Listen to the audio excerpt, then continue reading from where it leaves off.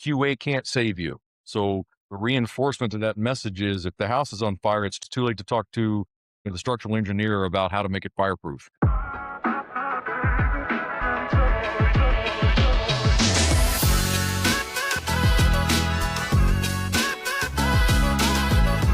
And well, now that we're warmed up, Cale, episode Yeah. 2. Here we go. Yes. Do it. We've both been thinking a lot about burnout, productivity, just the year and planning. And as we were planning this episode, as we're planning for the year, my goal was to break this down into practical information for all of our listeners.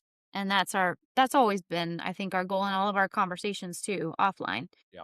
And it dawned on me that you and I both coming from different types of operations and project management, we can lend ourselves to an architecture conversation where we're talking about operations and the state of the business, how to move a business forward. And then the actual movement of the architecture in the project management layer. And this is where we can join our forces combined. That's right. So, dear listeners, you're going to Together get we have a a superpower. lot. Yeah. And that's the structure here today. And then we want to talk about the individual layer, which you and I, Cale, are both good at. That's how we got into the roles that we ended up in and continue in as leaders, operations, project leaders, strategic leaders. So we want to talk about the operational layer and then end with some chaos. So as you all are growing as our audience and lending us your time and attention, we want to give you that structure because it's also something that we believe in and hold to and will be a repeat of these conversations. And this conversation today is around the lie of we're just busy, we're oh so busy, and the tension between busyness and the challenge of the culture of busyness, because I think, we've all had our different experiences, so I won't speak for you, Cale, but I know what it is like to feel like, one, you have to be in meetings all day and you have to be busy and you have to prove your worth and your productivity by the amount of calls on your calendar. And at the same time, I've also experienced more often than not getting to the end of a day where you've been on 9+ calls and you context switched back and forth and back and forth. And Yes. you feel exhausted mentally, physically, maybe emotionally, and All three. you're dead. And you wonder, what did I actually do? What did I build today? What did I create? What was my impact? And so I think that a lot of people think that, well, being busy is either a good thing because it shows that you're working and productive, or they see the reverse opposite side of that being a time management problem. And, well, you need to be better at planning because you're also on too many calls. So Right. that's kind of the Right. prompt for our conversation today. What's your experience, thoughts? You are spot on. The only thing I would add to that is, you find yourself context switching. You spend, like, let's say, that first 9 hours of your day going through all of that, and it's quote just meetings, and it's planning for the next meeting, and it's planning the work, and then and only then 9.5 hours into your day, let's say, do you get to begin the work that your job is, or the work that those 9 hours of meetings planned for you, or you have to start going through and saying, oh man, you know what? I haven't even gotten to how we're going to measure productivity yet. So now you have to think about key result. It just depends on the problem set that day as to which of those is going to land on your head. Right. But it's all back to what you said. The calendars are too full. We don't have the right answer in every situation for how to prevent it. We all struggle with it, and I think we're all compounding it on one another. There is no single answer to that problem. As you were laying that out, the thing I thought was kind of funny and it struck me is this whole concept of busy is good, I think originated from the same 1950s mentality when our grandmothers would tell our parents, clean your plate. So a clean plate is a good thing. Kids in China, is that same sort of, sounds good on the surface, but you're either going to wind up killing yourself or give yourself an eating disorder, depending on whichever, right? Yeah. So I think it comes from the same place. It's just not extensible anymore. We need something different, you know? We do, and I'm curious. So, do you think? I think that busyness can be very much a structural problem, right, or lack of structure, and maybe even a lack of discipline in the individual or the team and how the team is set up. That's why it goes back to structure for me. Where do you think it comes from? Because I'm not trying to also judge or criticize the intention behind it. The intention can be good, and yet this is a trap that I see us fall into. Yeah.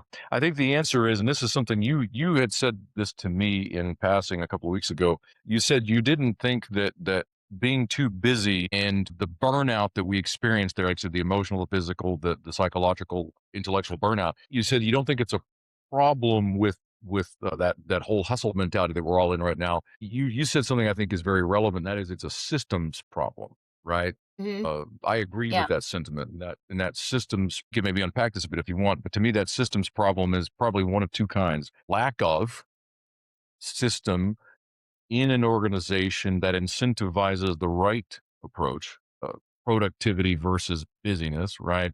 Or they've got a system that has grown up organically over years and it's got different people's fingerprints on it and it's just out of whack, needs to be revisited, dysfunctional, whatever adjective you want to apply to it. So I think it is fundamentally, first and foremost, a systems problem. And systems could be management, systems could be leadership. Systems doesn't necessarily mean hardware. It means, operating system at a fundamental level. Yeah. So I think Yeah. that little nugget you dropped the other day, I think was correct. Yeah.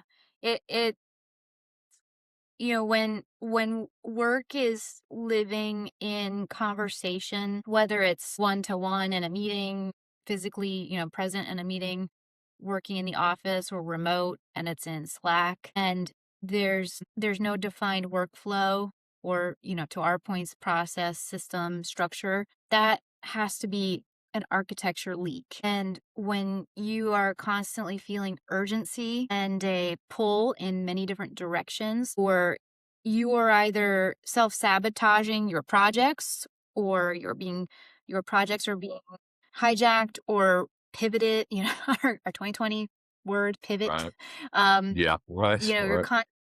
Yep, even the goalpost changing and you're not able to actually feel grounded in your work, there's something strategic that is missing, and there's no connector, and it all becomes very siloed too. So, I think we're going to get into what is that architecture of busyness? What does Yeah. that actually mean here as we go into a deep dive? And I'm curious, we're going to talk about it from operations too, and there are a couple of business principles that I think we can also bring into the mix.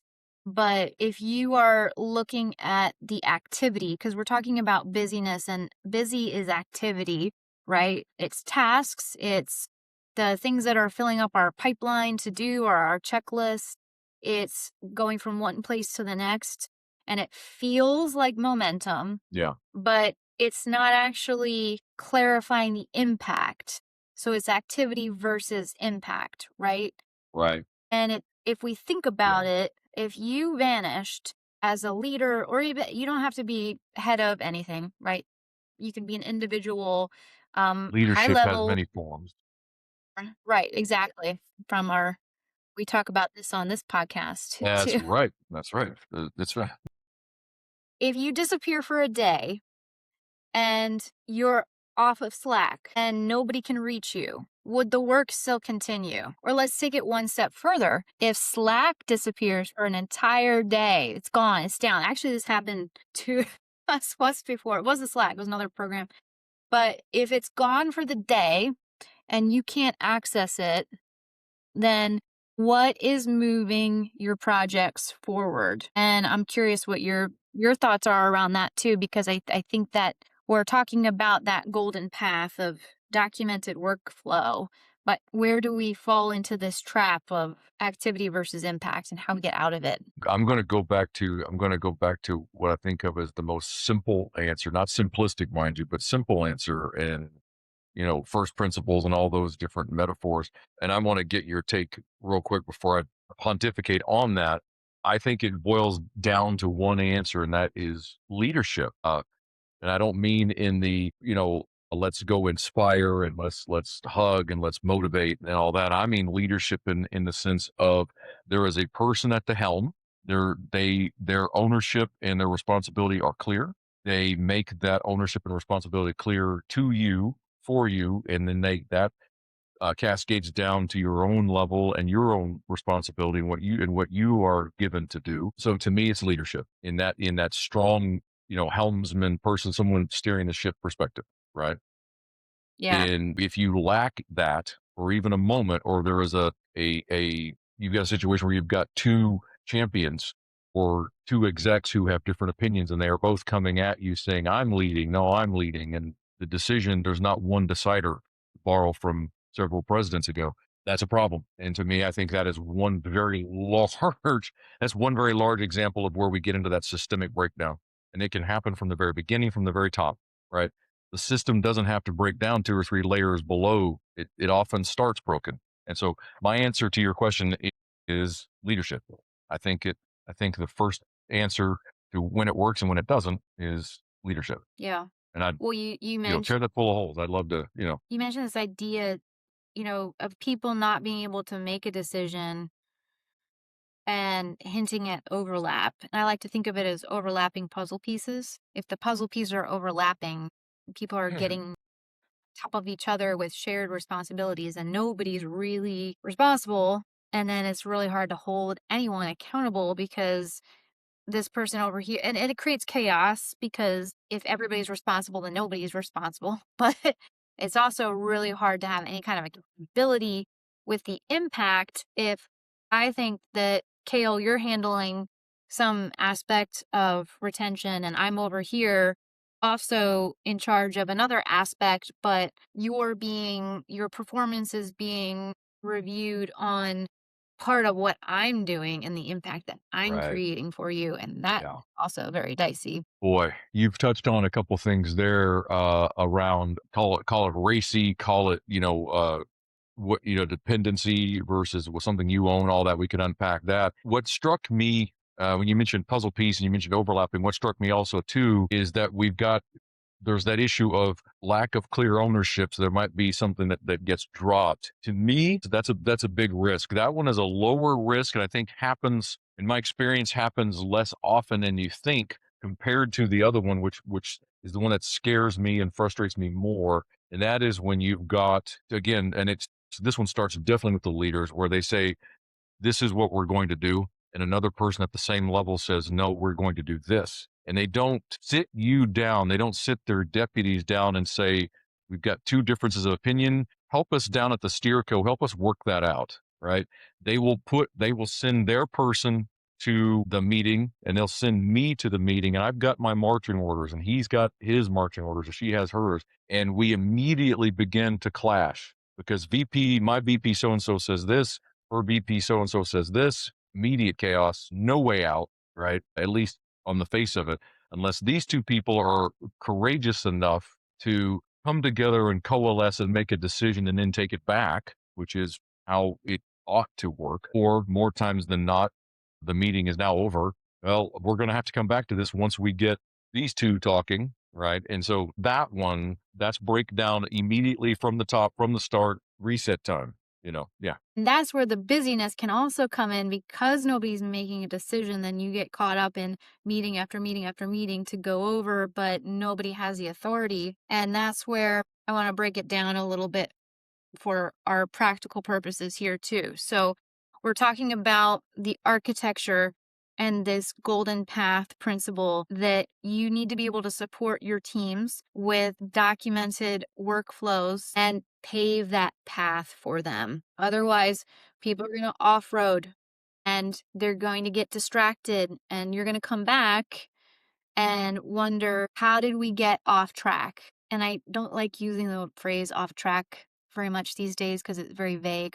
But in this sense, Yeah, you have a it's very track that true. it's very clear track that you have to, a road you have to pay for them that will also decision making that you're talking about and the overlap of saying this person is responsible over here. This person is accountable. I'm consulting with this person. I need to inform this person. Having that RACI model or whatever kind of accountability communication model you're going to have to indicate who you're talking to, who's responsible, who's accountable. And then that way, you also know how to use the tools that you're given, and Slack doesn't become this sort of cacophonous, chaotic back and forth, and you have Yeah. a lot clear communication. In this, Cale, what I'm like, I'm being so fiercely aware of and protecting with the work that I'm doing right now, because when you are growing, your systems need to be simplified, not more complicated. You're already adding Yes. complexity with other people, Right. great minds. Right. It's not a bad thing, but to add in extra layers of complexity, playing the telephone game. So that's why you need to have that golden path and move work out of those kind of synchronous channels and into an asynchronous system. You can have both, but your Yeah. asynchronous, your project management, your workflow documentation, you need to house that so that people can refer to it, so that you have that documentation so you can get the status updates without constantly feeling like I got to hop on a call because I need to know what Kale's doing and we need to check in. I I want to offer up this other thought on the strategic filter of urgent, important, and how to prioritize. And this is actually something I got on this podcast. I was talking to a really great leader, and they were talking about this idea of time management versus priority management. Time management is an illusion, a construction. We think that we can control time, but we can't actually. Time escapes us. I like to say it's a conundrum. We I can like that. influence how we use our time by understanding our priorities better. So when you know where your priorities lie, then you use your time better. And then that busyness mode that we easily fall into, and this is all of us, I'm not immune to this myself. I'm aware of it. I'm very much aware because of my role. And that's why I will push back, and I have no problem fiercely protecting this for myself and my team, because people need to know where their priorities lie.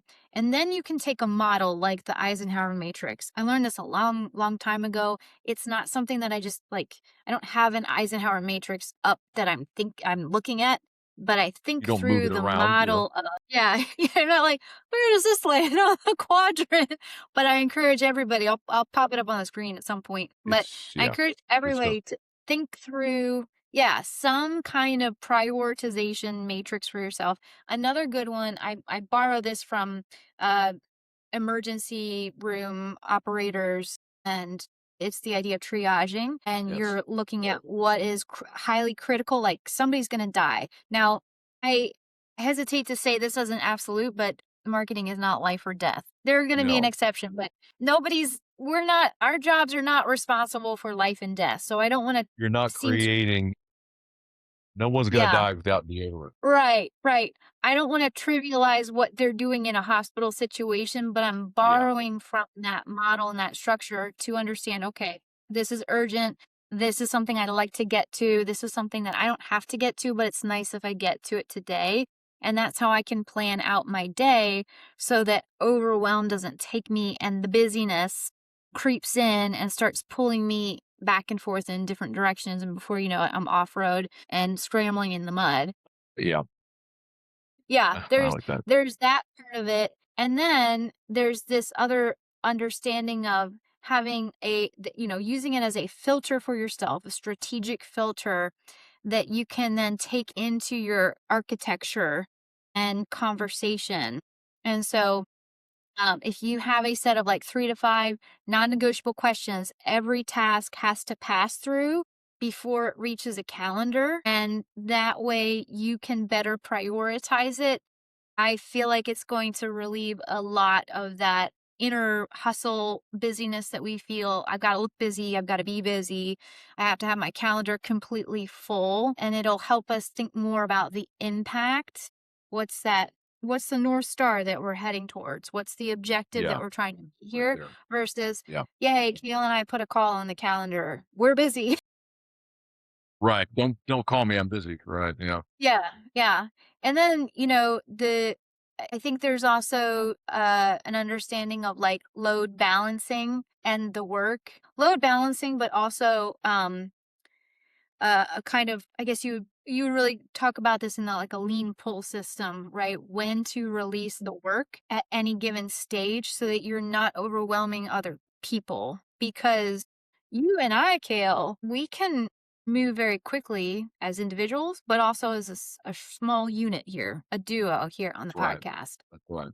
If we wanted to add in a team and have an editor and a marketer and make this an actual business, we would be running a lot slower. And the things that you and I Yes. can just kind of quickly do because it's in our head and we get it and we're on the same page, it's going to slow down everybody else because they have to catch up. There's nothing wrong with that. They're going to have to catch up. They also need to have capacity for it. So when you're trying to introduce something new to your team, you also have to look and see, are we asking teams to absorb something from the impact another team is having? Are we ready to release this work to the team? Have we phased it out in a way that helps them with their capacity so we're not creating this false sense of urgency and a busy that makes us feel like we're moving towards our Q1, 2, 3, 4 goals? Or are we thinking through and using either, leading or lagging indicators to determine too, where's our team at? Where's our productivity at? Where are some of the Right. breaks in the chain that we do have? So that's sort of from an architecture point of view. Those are the elements that I would consider that will help us banish the busyness that can sweep through. And before you know it, it's March, end of Q1, and you feel like you've done a lot because you've been doing a lot, but did it actually move the needle forward? Man, there is so much there that you just laid out. Well, I want to focus on what I think I would call it like a package or an approach that you're saying, look, if we define operating system, our operating assumptions, our approaches, if we start with that defined box of things, we can take it through each stage of the life cycle, for lack of a better term.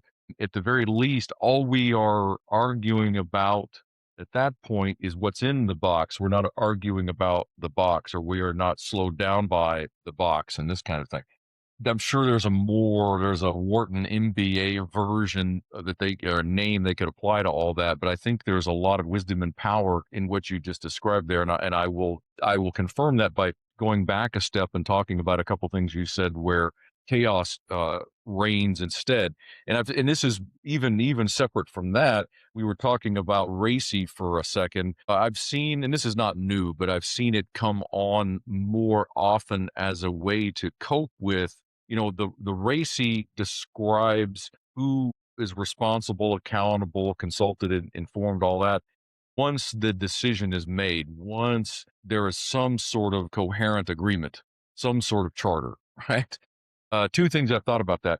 So one is I've seen folks using what they're calling a DACY, and at first it was like that. Boy, that's corny. So the R is now a D for decider, all right? Yeah. Uh, and that's meant to head off that problem you and I talked about where there has been no decision made or it's unclear who is the D, who's the decider. Yeah. And then all the corporate people can go from there and just really butcher that. But I think something like a Daisy can help there. Now we're getting into tools, but that's definitely is something I've seen kind of grow up to solve that problem. And if you use it, it's pretty helpful. You talked about something else. You talked about Slack.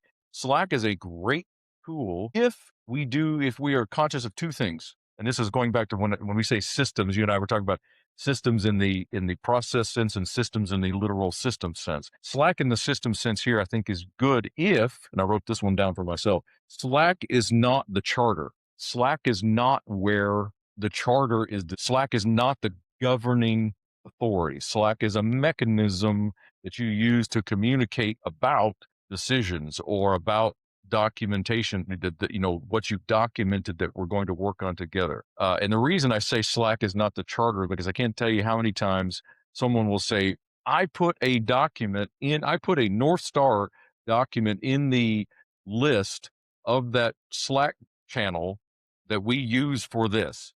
Yeah. Three things. I'm like, well, who is we? I haven't seen this Slack channel, and who signed off on this charter, right? Yeah. Well, it's in Slack, and you know, so yeah. Yes. So you have a story. Go ahead. Yeah. Well, look, yes, because I made these mistakes too, and now it's a pet peeve. But people who are, you can be really good at communication and still overwhelm people with it. I like to say I'm an Uber communicator, but if we define that, it doesn't mean that I'm just dumping a lot of words at you and expecting you to figure it out or find it. There's an art to communication, and Yes, how we use our communication tools. I like how you described it as a mechanism because your Slack is not your Asana or your Teams is not your Monday.com. And that's right. those two different systems need to function differently for your team. And when you, to your point, like I've made this mistake and now I have an awareness around it, and I encourage and coach people not to drop long threads in Slack and detail out the work in Slack and the back and forth. Because if you have to have a back and forth about something that is 30 thread comments long, then it needs to be taken out of Slack, and you either need to have the conversation with the person or one person has not been designated responsible. I like that idea of Daisy. I've seen that before, and I wonder if that D in decider is clarifying the A in accountability, because I don't know if It can. people, yeah, I wonder maybe if that's helping clarify it. But yeah, I've been there and I have that awareness, and that's what this is for, to help people learn these lessons before they get too deep into it and they're not sure how to get out. Or maybe you are deep into it and you need to figure out how to get out. So And you how, can still how get do you out. get, you Yeah. can. There's Yeah, I wanna kinda keep it. I wrote down this one too. I used this phrase the other day. I was mentoring a veteran, helping him transition out of the army and into industry. And he said, "Hey," he basically said, "Hey, what's your approach to how you mentor people?" I said, "Look," I said, I try to keep my advice practical and tactical, if you will. A lot less about theory and a lot more about just experience on how things fall apart or how things work best on the ground in my own experience. So laying that out there, the reason I mentioned that is because you've said again a couple of things that I think are really key there in the last exchange, and that is don't put everything in Slack. Don't really blast people with 30 lines of text about something in Slack, and not even just because of that human overwhelming factor, but because of something you said prior to that. My systems of record are Monday. And when we're talking about the charter, we're talking about the plan, we're talking about what's our North Star. We've captured that someplace else. We're not capturing North Star in Slack. We're talking about the North Star in Slack, but we're not North Starring there. We've got Monday, we have right. Asana, we've got, right, whatever the case may be. Heaven forbid, even a Notion board, whatever, right? Uh, fine. So do the work, do the governance in that place, the system of record. So Slack to me, rather than having all this tracking about that thing in Slack, let's talk about this is me going back even further. Let's talk about the inputs, the process, and the outputs. This and you talked you were laying out what I would think of as again as sort of a package of how we approach. To me, it goes back to PMBOK, and PMBOK took this from God knows where. It's inputs, process, outputs. To me, it's very simple. If I keep it, Hmm. if I keep it that way, I can work it, I can lead it.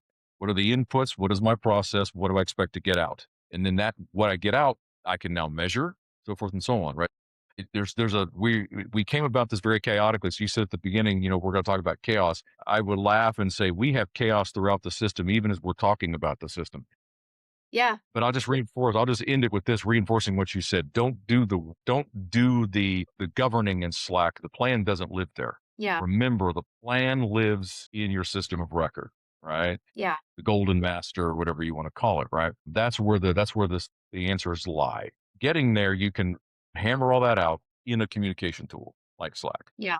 Well, this is a great segue too. So, as we're going from architecture, right, and that understanding of identifying impact where you need to make an impact. Your priorities need to be clear and defined too, and protecting that path, that golden path, having clear decision matrix for yourself, for your team. And I want to emphasize that a little bit too. You might not be in charge of a team and how the company operates, but you can start with yourself. Same thing with leadership, right? We can all, it has to start with us. You can start with yourself and build that for yourself. And I'm saying that having come from that too. And as we're sharing these stories, just giving glimpses into understanding we aren't immune to it. Now we're taking it into the project management aspect because I know that busyness shows up in execution. And this is where they're so tied together. There's a huge difference between operations and project management, but your operations can make or break how you manage your projects. And Versa. exactly. So talk us through, this is your half, Yeah. Cale, project management, the movement of the work and how we move through that. Man, oh man, okay, yeah. So now you've done it. I'll take it from and I'm moving my hand. So folks, if they see a YouTube, they'll see me moving my hand in a continuum, from some say left to right. I tend to think in that term when it, in that way when I think about whether it's life cycle or process or chaos to or organization, whatever. And so in my mind, having grown up, if you will, professionally from the program management side, and later seeing the connection between program management and what it's supposed to do in terms of service of operations and in turn operations and service of strategy, right? There's a certain flow that I come from that goes that direction. To your point, flip the script around a little bit. And if you had a strategist on the call, and I've got some faces in my mind of some really awesome strategists I've worked with in the past, they would flip it around and say, that's neat. We don't start with program management. We start with what's our strategy. We talk about how, from an operational perspective, we're going to realize that strategy and the objectives that we have coming out of our strategy. And then we talk about how we manage the work to make that happen. And they're dead right. Yes. They are dead Yes. right. Can I just say this challenge is so prolific. I've been in meetings recently and I've talked to other people who have also experienced this in their own work in companies, and the direction to get to the task is overriding the prep work, the strategy. And if I'm hearing you correctly, there's strategy and then there's planning, right? You have to have the Yes, strategy of where you're going to play and how you're going to win, that's right. Roger That's Martin. right. But That's you right. also Yeah. then need to have the implementation plan, right? Yes. And that Yeah. implementation plan will have your task list. But if you're going, hey guys, I want you to go and make these calls or send these emails, or here's the spreadsheet where we're tracking everything. And it's like, cool, great, love that you did that. That's going to be an important element. However, where's the strategic direction? What's the Right. timeline for all of it? What, like, Yeah. it's siloed. Yeah, I'm going to indict myself here purposefully. I'm going to indict myself historically and talk about how I've gotten better over the years. And I'm going to do that to say to any program manager or even operations manager who has this natural tendency and this natural approach again to approach the problem of strategy and operations from the perspective of what's how do we do the work, what are what's the mechanism, what are our artifacts, right? It's that go do, get it out there mentality that we've got because we come from that direction. We come from the direction of we have our tools, right? We have our inputs, we have our process, we have our outputs, we're ready. Give me the inputs, my process is ready. Well, it may be, but it may not be, because the strategy now may call for a different process that you don't have, or the strategy this time may call for a tweak to your process.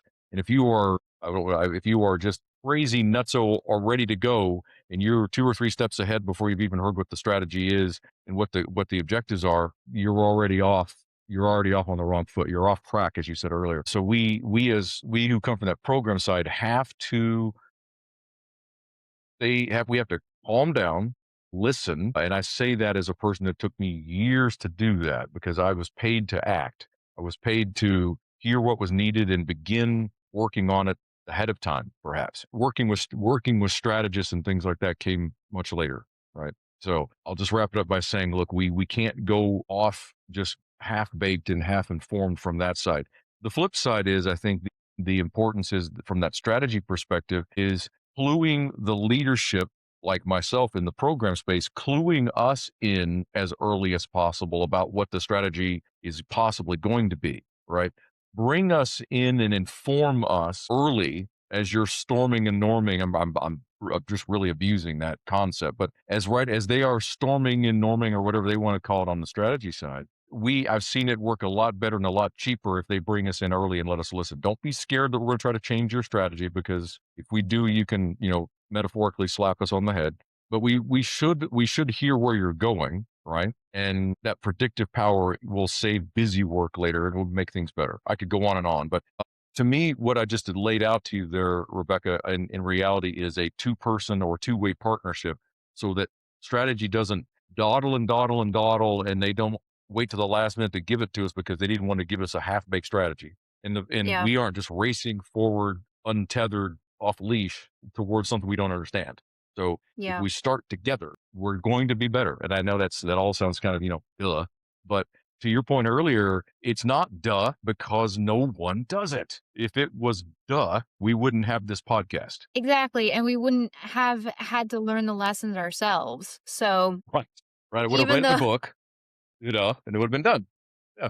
Done. All right, and cool. Next, yeah. it's easier said than done, right? I don't Yes. want to And that's get on top too of it. Yeah. too much the cliches. Stormy and Normie, I haven't heard that in a while, and that's also key. I know we'll talk about team development at a later point too, because what you're alluding to is an understanding that teams have to work together and leadership and the project team have to be aligned as well. Otherwise, you're wandering around off the beaten path, Yep. hopefully the paved path, and you don't Yeah. know as a team where you're going. So as a project leader and even trying to put strategy together for the team, that's very challenging. But we're also talking about, I want to ask you about scope too, because if you don't have strategy, it's very hard to even know what the scope is, right? Like, how do you even manage a project without any kind of scope? And what do you do in that kind of situation? Or how do you get to a scope that makes it easier for your team to know where to prioritize? Boy. Well, the succinct answer to your question is how do you govern a program or a project without scope? Well, you don't because you don't have, by definition, without scope, you don't have one. Right. And so, uh, I've got a strategy framework that I've been sort of talking with you about that, that says it goes out of that, binary saying it without scope, you don't have a program. And I think we'll talk about this in later episodes, how you get yourself out of that problem, right? A very hard conversation sometimes with leadership is like, hey, we don't have scope, and here's why. And we talked about this in episode one. It could be something as fundamental as all the way back at the beginning where we aren't clear on the objectives. Somewhere along the cascade, down from on high from the board, let's say, down to our department, somewhere the cascade broke, or the clarity was missing, or it hasn't been decomposed, perhaps, right? And so, depending on which of those things it is, that when you gets to your department, you've got a couple of options. You go through that decomposition process. You get it from pie in the sky, as we might say. You go through your decomposition exercise, and you get yourself something you can build a charter from, right? Or you get yourself, if you're sitting at the department level, you get something that you can hand to your project and program managers and have them build their respective charters from, right? But you've got to give them something tangible and key that ties back to our North Star, the direction, the goal, right? All like we've been talking about. So you've got to, sometimes you have to do that work and you have to break it down, even though it probably should have come broken down by now. It's one answer. And we talked about this too Yeah. in episode one. Sometimes it's the answer is you've got to go fill in the blanks and you've got to go have those hard conversations with the folks in leadership above you and say, a leader, we need a decision here. We are stuck for delivery. We are stuck for operations without direction. This particular thing Yeah. is waiting for a decision. right? Yeah. And then we can talk about as soon as you see that potentially happening, go bring that to their attention now. Proactively drive that decision as much as you can versus reactively.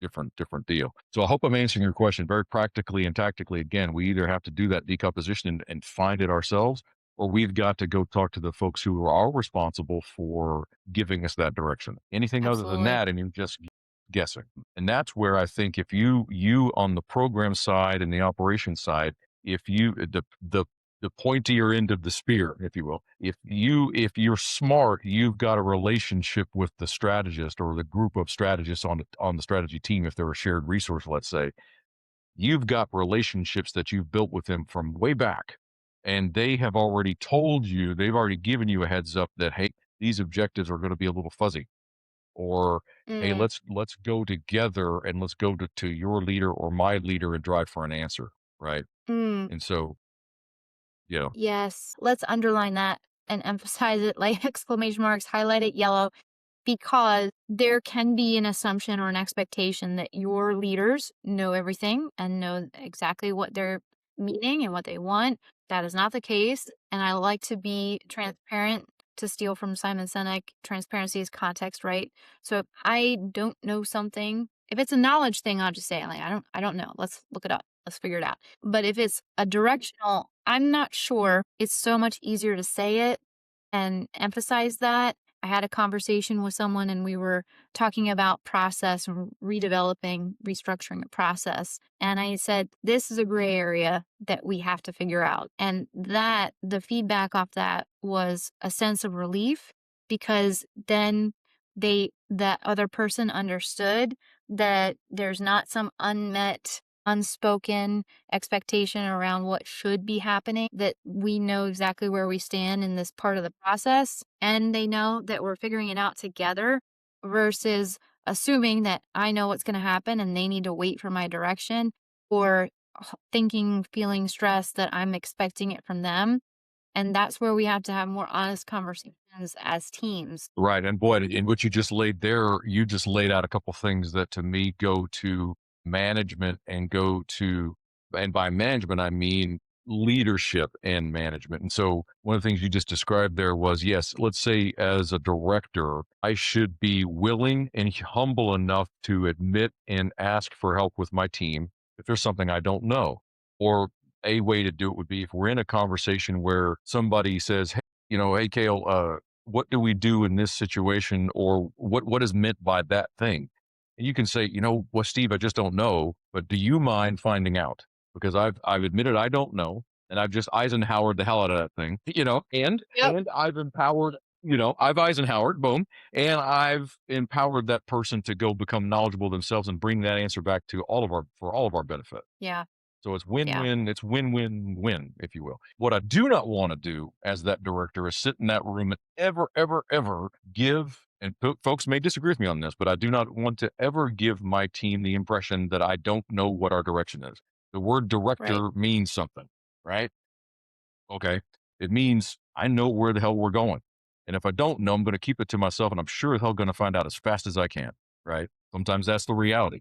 Right. The corollary that goes with that is there's always that man or woman on your team who, don't laugh, they're either gunning for that role or they think they're helping, and they will say, Caleb, well, do we know what we're doing here? And they just poke. And you're like, I did laugh. shut up. It's true. Yeah, because the other thing, so the sin they're committing goes back to Eisenhower, if you will, it goes back to the military, which is, hey, do not do not question your leaders in public, right? Yeah. And Yeah. right, praise in public as a leader, right? And critique in private as a follower, if you will. Don't put your leaders on the spot in public like that, because one of two things is going to happen. They're going to know what's happening, and the hammer's going to come down on you in a way that you just don't like, or worse yet, probably you're going to expose something systemic, and it's not going to help the team. Never mind, you've now cost yourself some serious respect and some points with a person signing off on your annual review, right? But you've also, at that point, you've very seriously put a damper on team morale and team understanding of leadership. Yeah, you've hurt the team, right? Because the emperor has no clothes. Now the team's like, oh crap, what do we do? Well, yeah, true. It yeah. What do you do? yeah, there's like a nuance to being able to ask a clarifying question and ask a question in a way that maybe it brings awareness to a gap or a blind spot without putting the person on the spot. And I've definitely been in Yeah, those situations where someone calls something out and it could be absolutely legitimate, great insight. It's how they do it that can disrupt the dynamic in a room. yeah, And yeah. it might feel like uh you're being very insightful, but if you don't have the awareness of how you're bringing that into the conversation, to your point, it can be detrimental. And I love how you outline it, like ascribing that same kind of praise in public and performance feedback in private. As a leader, I like to keep that in front of mind. And then there is this kind of transition where sometimes you're able to give feedback in a smaller group. It's how you're framing it in the same way of how you're framing that curiosity, good, insightful kind of questions that leave room for you to be wrong too. Because here's the thing about Right. criticizing your leaders, you don't know what's happened behind the scenes. That's right. And You don't know what you don't I know there. yeah. In the same way that you don't know what that individual was doing before you give them feedback as their leader, we can all make Yeah, assumptions, right? yeah. Everybody has an opportunity to assume wrong, and you don't know you might not know what they're waiting to release, going back to what we were talking about earlier in the architecture of busyness and dumping projects on teams. You don't know what might be coming down the pike because they might not be ready to share that with you yet. And it's not because they're trying to hide something. They're waiting to make sure that there's capacity, that it's not cognitively overwhelming for everybody, that they're communicating it strategically for the betterment of the company. Mean that you can't have a one-on-one with your leader and ask for more feedback or bring something to their attention. But yeah, there's a time and a place for it. So I love Being that you smart, brought that up. yeah, a smart team member, a smart person who works for that leader is going to know that, and the leader should make them comfortable saying, "Come to me after, and I'll talk with you about that." That should be implicit, and that smart person who is politically aware will table their whatever critique or question and take it offline and find out, because then at that point the leader can say, hey, we don't know yet. This is why we're holding it back. It could be something. It could be something secret, corporate secrets. It could be, like you said, the strategy is not fully baked yet. And if I share it, that half baked strategy is going to take on a life of its own, or off it's going to go, right? The minute you let anything out, that's the direction, so forth and so on. So, yeah, that leader, they've got reasons they didn't share. It's not because they're inept or feckless or anything of that nature, or hiding something from you. Sometimes it's not your business Yeah. yet, right? Yeah. And I had a person. This is, and I'll put this little anecdote out there, and then I want to kind of tie it back to what you and I said in terms of uh, operations and strategy, right? But I've had a person. They were so bold one time. This is years ago. They said, I gently said, hey, It's a fantastic question. Let's table that.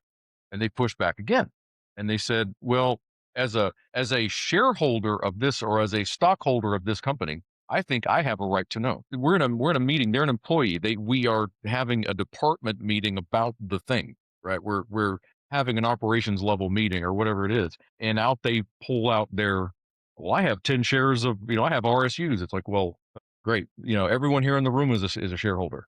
And that was the way wrong thing to do. So again, know the room, know what's going on. Don't play the shareholder card, because that's no good.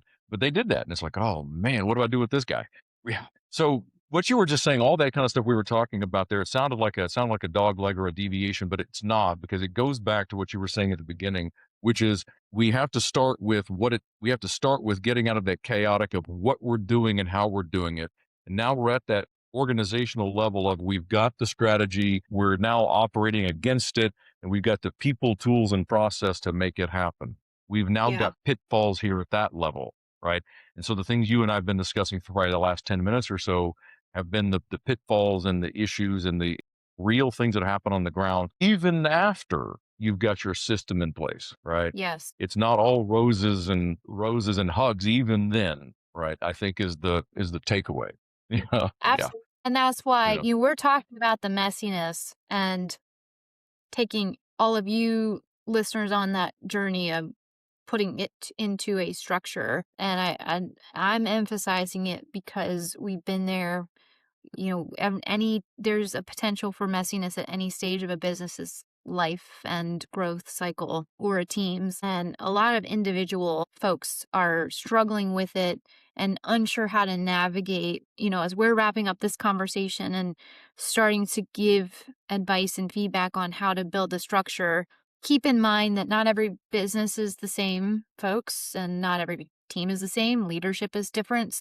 You have to find a way of applying these principles and practical tips and advice and frameworks in your own way. But as an individual, I'll kick it back to you, Cale. What are some things that the individual can do if they feel stuck in this messy cycle, to at least make it a little bit more manageable for themselves?